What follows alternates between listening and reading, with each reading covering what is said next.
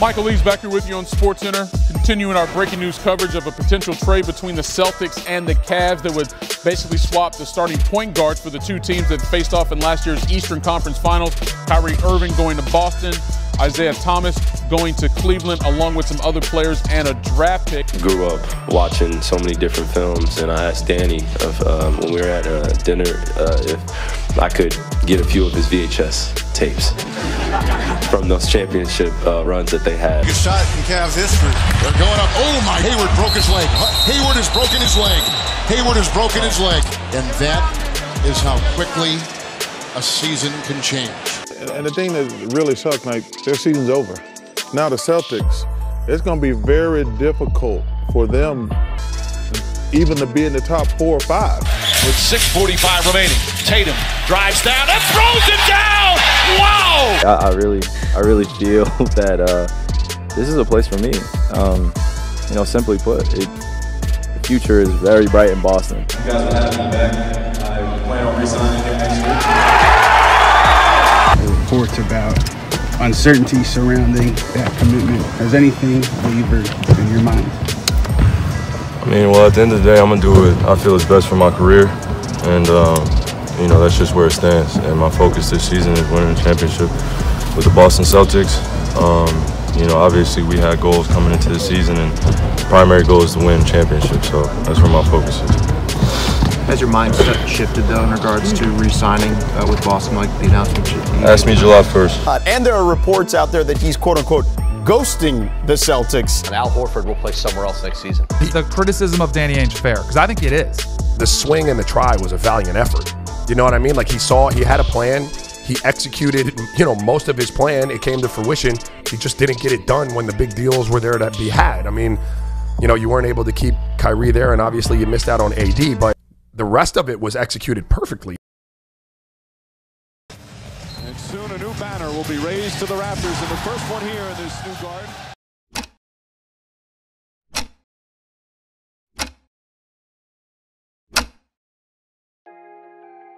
To properly tell this story of how a team with the most championships in NBA history was on the brink of potentially hanging another one, we need to look back at everything else to understand the outcome. The Big Three era in Boston had amassed a grand total of 2 finals appearances and 1 championship, and by 2012 it was clear that they were on their last legs with the future of some of their key players uncertain. They pushed the LeBron James-led Miami Heat dynasty to their limit, but inevitably fell to them in 7 games, and would have to watch the best 3-point shooter in NBA history not only leave, but to the team they just lost to. It was clear Jayson Tatum could not fill his shoes, and not long after that, everybody that helped bring home a championship back in 2008 was spread across the league. Tons of new faces would be cycled out over the next couple of years until a man named Isaiah Thomas found his way in Boston. And while he was already good prior to his arrival, he was still doubted by the other 29 teams that didn't believe a 5'9" guy could contribute to winning a championship, which would ironically make IT the perfect guy to lead this gritty Celtics team. His emergence as an amazing player was able to influence the work ethic and skill of the rest of the roster, which branded Boston with a new identity that would be crucial for years to come. Hungry, gritty, overachieving, underdogs, fun. Players that had done nothing before or weren't wanted by the rest of the league, coming together in one place and showing out what no one else saw in them. Then something funny happened. That 5'9" guy that GMs thought shouldn't even be in the NBA, that leader of the hungry ragtag gang of misfits that was the Boston Celtics, that guy picked last in the NBA draft, finished top 5 in MVP voting, put up 30 points per game for majority of the season, led his team to the best record in the conference over the best player in the league. Then after a 10-hour mouth surgery, after tragically losing his sister, he still gave it his all while he was mourning. He was there when his team needed him the most. 53 points on his sister's 23rd birthday. Being in immense physical and emotional pain, he still pushed through and showed up and scored more in the playoffs than this guy, or this guy, or this guy, or this guy, or this guy, or this guy, or this guy, or this guy, or this guy, or this guy, or this guy. Kevin Garnett once said, anything is possible. Isaiah Thomas was the truest testament to that belief, but not without limits, because everyone has limits. Even the hero. There's a certain threshold that every man is set to. After willing this gritty, hungry team over the Wizards in 7 games and going up against Cleveland, Isaiah Thomas's body reached that limit. He gave it his all for the city he loved. His heart was never stronger, but his hip was never the same. And that meant that amazing playing ability, that killer instinct on the court, wasn't going to be there. And despite his passion, loyalty, leadership, and heroism in every sense of the word, he was traded. Now, if you're sitting and watching feeling angry, upset, and betrayed by the man that carried out this action, that's how every Celtics fan felt on August 22nd, 2017. But it is still important to know that being a general manager isn't always easy, because at that point, Danny Ainge only had 2 options. There was the first option where he could keep Isaiah Thomas, who truthfully wasn't even 50% of his former self, offer him a max, and then set your franchise back years to come because of that, all while reports come out saying how close the Celtics were to acquiring Kyrie Irving, and then get clowned for not wanting to give up their permanently injured star. Or there's the second option, pull the trigger so your team can still contend. And it's a GM's job to make sure your team can contend. So that is exactly what Danny Ainge did. But regardless of intent or doing your job, all actions have consequences.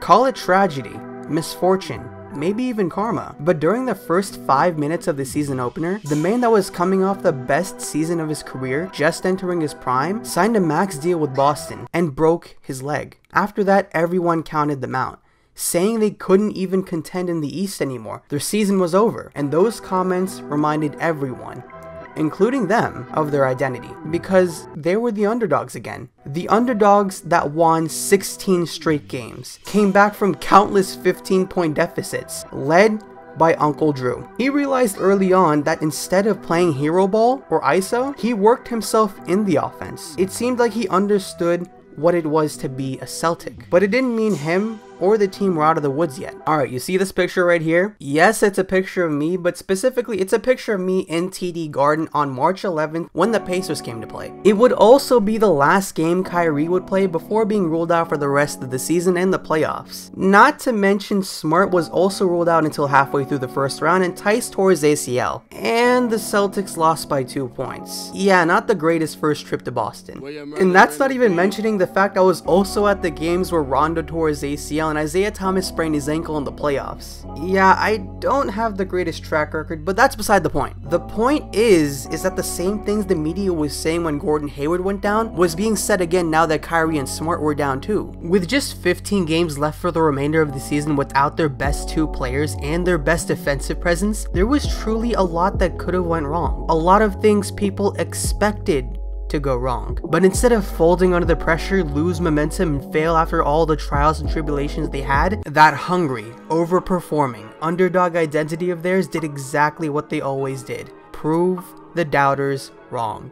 Going up against the Giannis-led Milwaukee squad that many believed was a dark horse to get to the finals, defeated. The trust the process Philly squad that was expected to give Boston a beatdown, defeated. Going up against the best player in the world without your 2 best players, they took him to 7 games. And when they finally lost, something different happened this time. Instead of being talked about how they choked away a 3-2 lead, how they just couldn't put it away, no. Instead they were praised. How a team led by a bunch of rookie contracts nearly led them to the NBA Finals, something that had never been done. And how on paper, they had what it takes to beat the Warriors. 3 All-Stars, 2 top-tier young players, 3 starting caliber players coming off the bench, led by a coach that could take a blind YMCA rec team to win the finals? On paper. All the talk about how they were winning the next 5 of the 6 championships, they have what it takes to win 67 games and beat the Warriors. Jaylen Brown has enough two-way potential to be as good as Kawhi Leonard, and Tatum could be a top 5 player. It all did something. Instead of being viewed as a gritty, overachieving underdog,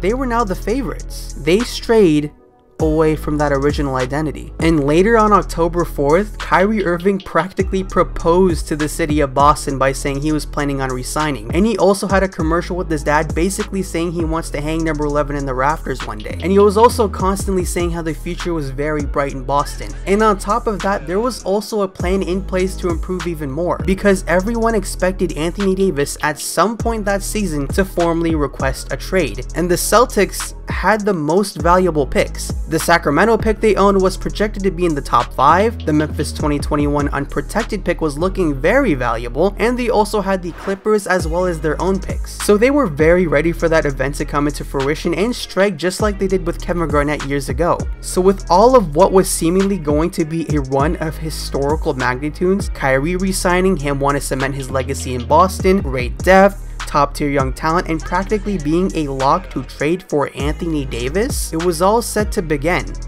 And historic it indeed was. The season opener for the Celtics was a rematch of the Eastern Conference semifinals against the Philadelphia 76ers. And with Gordon Hayward's first regular season game back since his injury, they were as good as people were making them out to be. They beat that Sixers team by 20 points, all while Kyrie Irving, their best player, went 2 for 14 from the field and only scored 7 points. So that performance raised a question. If the Celtics beat a top 3 team in the East by 20 points while your own best player played terribly, what's gonna happen when he actually has a good game? However, the eventual explanation behind that was the fact that regardless of what team Boston puts on the floor, they're still beating Philly. Games would begin to go on, and they started losing. First it was the Magic, then the one All-Star Pacers, then the struggling Jazz, then the Porzingis-less Knicks, then Dallas, whose best player was a rookie. And suddenly, 20 games into the season, the Boston Celtics record was 10-10.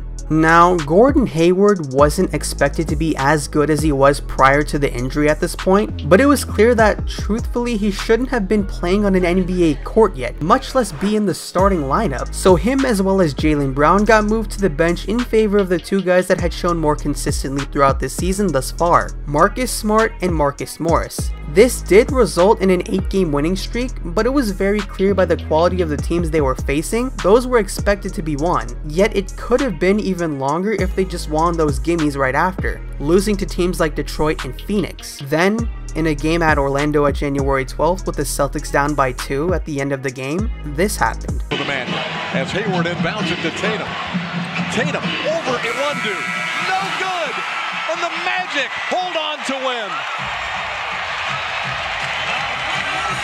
So the original play call was that I guess Hayward was supposed to wait for Kyrie to get a full-on sprint to beat out Fournier, and he would pass it in so he can get an easy bucket. But instead, he passed it in way too early to Tatum, who didn't have the best shot available, and Kyrie was not happy about it. Now at this point in time, half the season had passed. Gordon Hayward didn't look much better than he did to start this season. The Celtics held a 25-17 record, the 3rd place in the Atlantic Division and the 5th seed in the conference, so things weren't going as expected thus far, but they did still have enough time to turn it around. However, after this verbal dispute, it didn't take long for members of the media to start coming out with articles and rumors that maybe Kyrie changed his mind on resigning. Maybe he really does want to team up with KD on the Knicks. With the combination of Hayward not even being 50% of himself, a report that an unnamed Warriors player saying Hayward's a liability to the Celtics, the fact that the Celtics nearly got to the NBA Finals last year without Kyrie, that maybe, just maybe, the Celtics are better off without Kyrie. It's important to remember that all the things we hear, read, and see from the media, these players, well, they see it too, and they're only human. This fact was made clear when on February 1st, the media asked Kyrie Irving again if he's still planning on resigning or if he's had a change of heart. And here's a couple clips of what he said. Primary goal is to win championships, so that's where my focus is. Has your mindset shifted though in regards to re-signing with Boston, like the announcement? Ask me July 1st in terms of making my decisions and trying to validate through the media, through other personnel, managers, anybody in this business, and I don't owe anybody shit.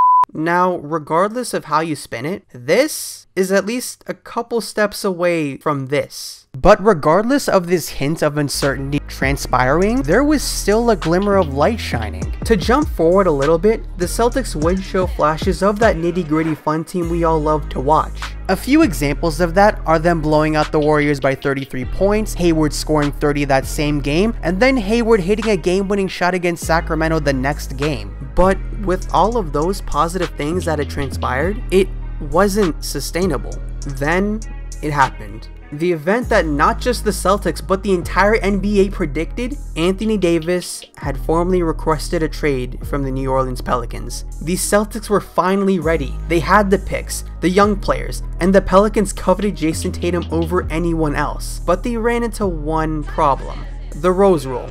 Now, to make this simple, Kyrie Irving and Anthony Davis both had a special designated contract that allowed them to make a higher percentage of the cap, but each NBA team could only have one of such player on their roster. So they could A, wait till the offseason, or B, trade Kyrie Irving. The latter didn't make much sense since the intent was to pair the two together. So both teams opted to wait until the offseason with the promise of involving Tatum in the deal. But because of this Rose Rule, the Celtics weren't able to make that trade to shake up the look of their roster. The definition of insanity is to do the same thing over and over again expecting a different result. And because the Celtics weren't able to shake up their roster, they would continue to struggle, blowing 20-point lead after 20-point lead and putting themselves in deficits they just can't climb out of.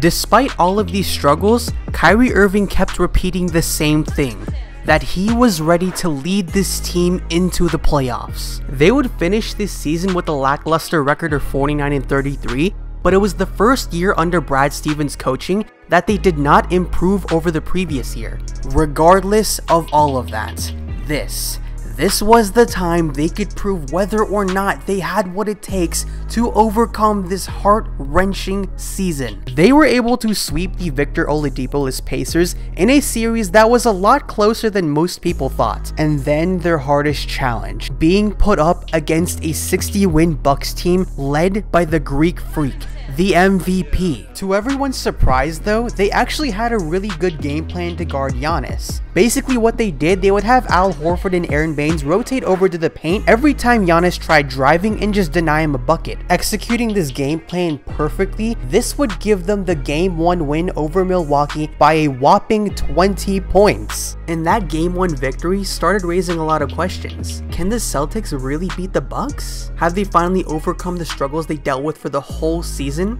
Can they make the NBA Finals and prove that they were the team everyone thought they were? But then Game 2 came around. They executed the game plan properly again, but no one on the Celtics offense could hit a shot. Then, suddenly they found themselves lose both games at home, and they were in the 1-3 hole going back to Milwaukee. For some reason, they abandoned their game plan that was successful in Game 1, Kyrie was ice cold, and suddenly it's do or die, and the Celtics were playing like it was November again. And in their last game of the season, their last chance to prove themselves, the Bucks stomped on the soulless Celtics heads, crushed them, and beat them by 20 points. And now we're here. Based on many reports, Kyrie's likely leaving the Celtics to go play in Brooklyn. Danny Ainge wasn't willing to put Jayson Tatum in the deal for Anthony Davis because of Kyrie's unwillingness to stay. So now Anthony Davis, the guy that they were planning on getting for years now, is gonna be a Laker this upcoming season. And now Al Horford's leaving too to go play with the Philadelphia 76ers. The Celtics have now signed Kemba Walker and Enes Kanter, but still have a lot of questions to answer. They went from having expectations of winning over 60 games and at least contending with the Warriors to not even winning 50 and losing in the second round. And we'll start next season without any of Kyrie, Al Horford, or Anthony Davis. Now it's clear that a lot of parties here are responsible to this historic downfall, so we're gonna go through all of them one by one and explain how each of them contributed to this outcome. Trying to set little mini goals, you know, and trying to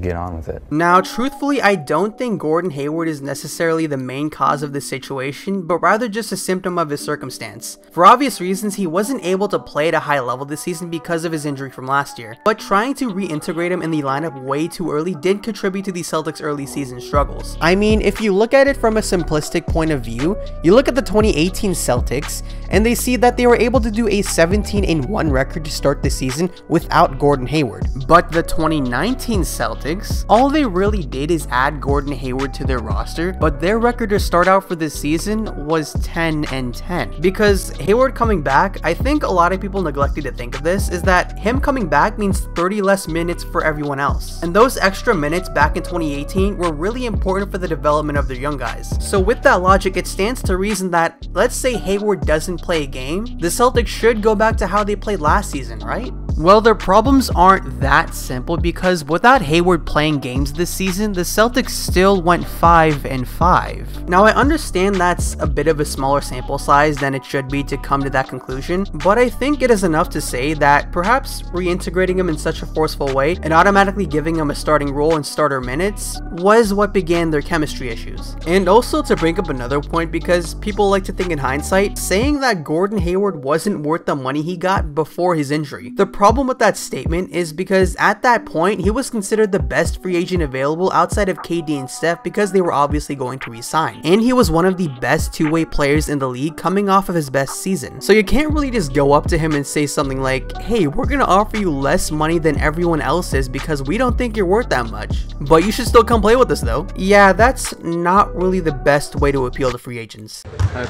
pretty much the same lineup as they did last year, with the addition of a few pieces.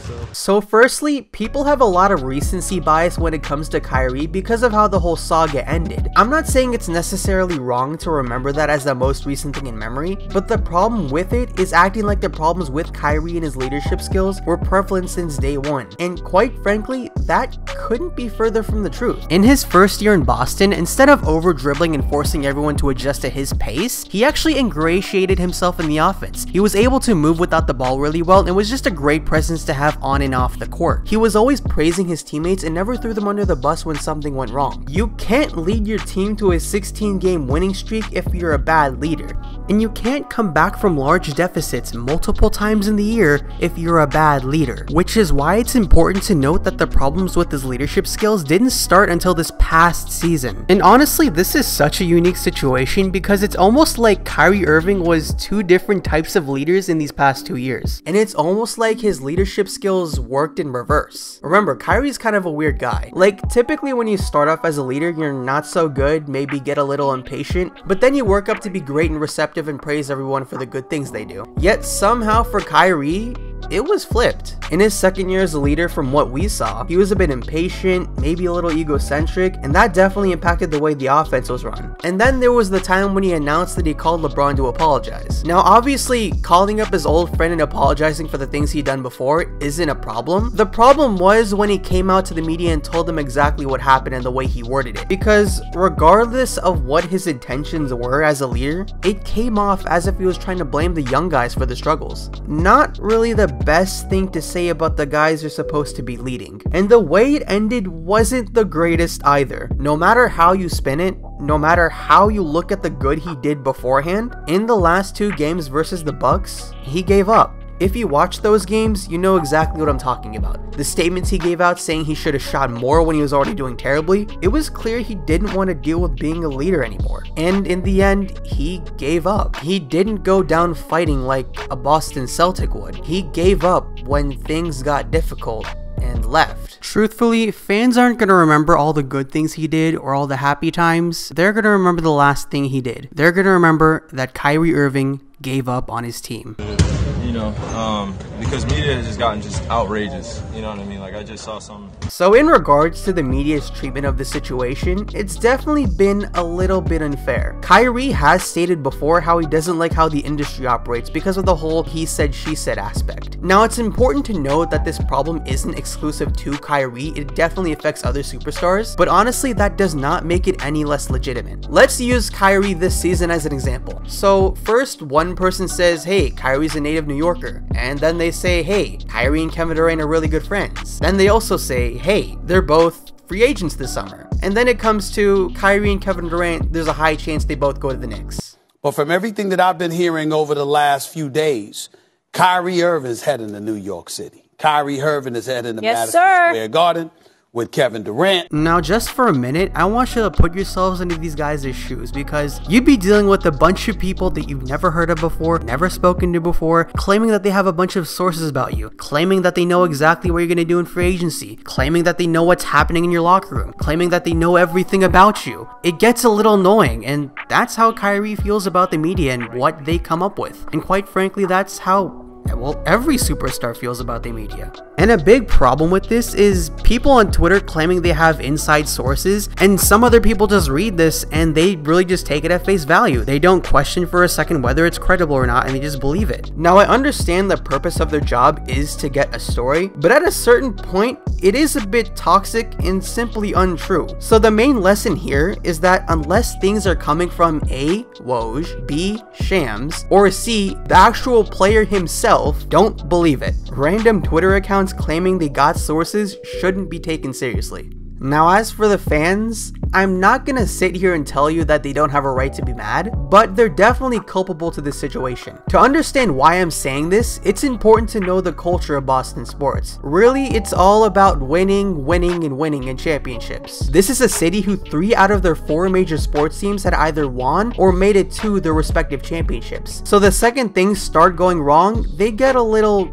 critical. Honestly, at this point, I can't even count the amount of times I've seen the angry, impatient section of Celtics fans call for Danny Ainge and Brad Stevens to be fired when the most minor inconvenience happens. So really, putting myself into Kyrie Irving's shoes, what I think, it's not easy to constantly hear that you're a terrible leader and you're always being compared to players like Isaiah Thomas and how they were always the better leader and how they always knew what to do. And if you want further clarification, just listen to this clip. So I was just calling in saying that with such a rare talent like Kyrie, it's such a shame that the fans didn't welcome him in more. Talents like those are so rare, they don't come by fast, and I think it serves us right that now he's gone and look at what we're left with. Oh my God. Wow. No, that's him. That's him. It's the inflection. That is him. It's not just the voice, it's the inflection in the way he talks. I didn't catch that at all when it happened live. Are you just as blown away? Now, whether or not this is actually Kyrie calling in, the point still stands. It's hard to play in a city where you're not wanted. Year in and year out, and the longer that we're together. Now, as the famous saying goes, if this is a saying, success of a company starts at the top, and if management isn't up to par, the rest of the unit isn't going to perform well. Brad Stevens trying to force Hayward back into the starting unit when he clearly was not even ready to step on an NBA court yet played into the Celtics' struggles. And that same boldness that Brad Stevens had years prior, where he tried these unorthodox lineups based on matchups instead of talent, is how he's gotten himself the reputation as a great coach. But it wasn't there this season. There were a lot of times where he wouldn't make the proper adjustments for the success of the team. And to put this in perspective, there was a report from an anonymous player from this year's team saying how that Brad didn't really outright say what he expected of certain players on offense. But honestly, he's still a great coach, so if he just goes back to what he was doing before, future Celtics team should be fine. Now, as for Danny Ainge, his main issue was really just not making any moves when it was necessary to do so. Now, I'm not talking about a Kawhi Leonard deal or an Anthony Davis deal because, quite frankly, those situations couldn't have been helped. So specifically with Kawhi Leonard, it wasn't an issue of not be willing to give up Jaylen Brown, because regardless if Ainge was or wasn't willing to give up one of Brown or Rozier, if not both, the salary still wouldn't have matched. So at that point, if he wanted Kawhi Leonard, he had to make the salaries match. So one of Kyrie Irving, Al Horford, or Gordon Hayward had to have been included. Firstly, offering up Kyrie is a no, because then you encounter the same problem he had in Cleveland, being offered up as a trade piece and then wanting out because of that. As for Al Horford, he was also a no, because if you traded him, then you would have no real front court piece. So that leaves Gordon Hayward. And if you're thinking right now, well, hell yeah, trade him. It wasn't really that easy. See, Danny Ainge was still dealing with the heat from trading his injured star in Isaiah Thomas. So if he trades another injured star, specifically one he signed in free agency to be a number 2 option, the message that does send to future free agents or stars that could potentially be traded to Boston is that, hey, if you get injured, you're going to be traded without a second thought, regardless of what you did for the organization before, regardless of what happened before. Now imagine if Gordon Hayward actually did get traded. Imagine how bad of a look that would have been, especially with all the things he said on the Players Tribune before he signed with Boston. Then Danny Ainge would be called a snake, and no other free agent in the future, namely star players, would want to go there. Remember, all actions have consequences. And as for the Anthony Davis situation, the only reason Danny Ainge did not trade for Anthony Davis is because Jayson Tatum was supposed to be involved in the deal, but he refused to include him since Kyrie would not reassure that he was going to resign. Now if you're thinking, well, if you're not talking about him not trading for Kawhi or AD, then what are you talking about? I'm talking about the minor things that improve your team. For example, trading Terry Rozier after the 2018 playoffs when his trade value was the highest. Not exploring the buyout market for frontcourt help like Enes Kanter, who would have helped tremendously. And overall, just being unwilling to shake up the roster when it was clear what they had wasn't working out for the season. I'm not going to jinx myself, but it's at 6 years. I'm going to go ahead and say 5 or 6. So I'm going to posit a question. What do most 18 to 22-year-olds do in life? If you're around that age or you've already passed it, you know the answer. You go to your commitments during the day, whether that be school or work. Then afterwards, you likely go out, have fun with friends, party. And if that isn't necessarily your thing, you at least know others that do. The point of growing up is to learn how to balance these aspects of your life. If you have an important test the next day or you work really early the next day, maybe it's not the best idea to go out too late. These routines, these learning experiences that help you mature into a functional adult, they're not just for regular people. It applies to professional athletes too. We, as fans, sometimes expect these guys to be putting up shots in the gym 24/7, when in reality, they're still people like us. They're still people that have friends, that like going out, that like partying. After they fulfill their commitments, their practices, their games,